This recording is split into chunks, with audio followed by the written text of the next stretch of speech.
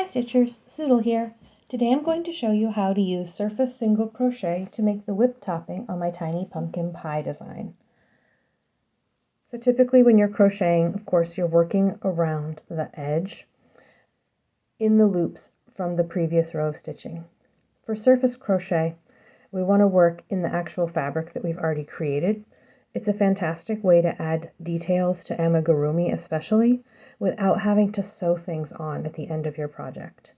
So to work surface crochet, we need to decide where we want to actually apply those stitches onto the surface. For this project, we're going to be working on the posts in between rounds 1 and 2. So you can see in between round 1 and round 2, there are posts of the stitches. We want to work from the front, so we'll keep our working yarn here on the right side or surface of our project. I'm just going to insert my hook to the back and then bring it to the front again.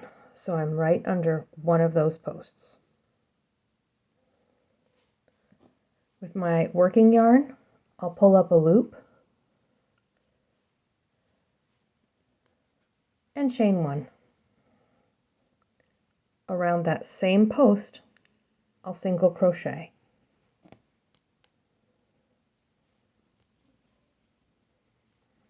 Then I'm just going to continue around. So here is the next post. Insert my hook, bring it back to the front, yarn over, pull up a loop, yarn over, pull through both loops. I don't want to work too tightly on this row because I want the whip topping to have a nice light fluffy appearance, so I'm not going to pull too tight. This part won't be stuffed, so I don't have to worry about stuffing showing through.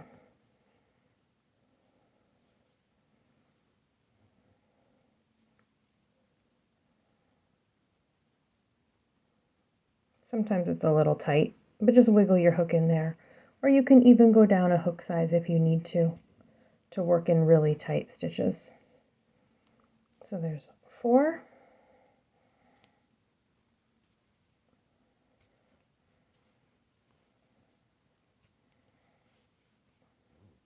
5.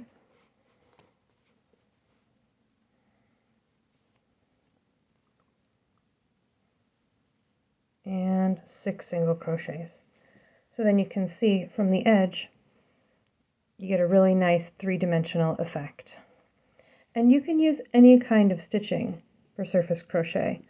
Slip stitches to make a nice embroidered effect, double crochet, treble crochet, and you can, carry that off in any direction you want to.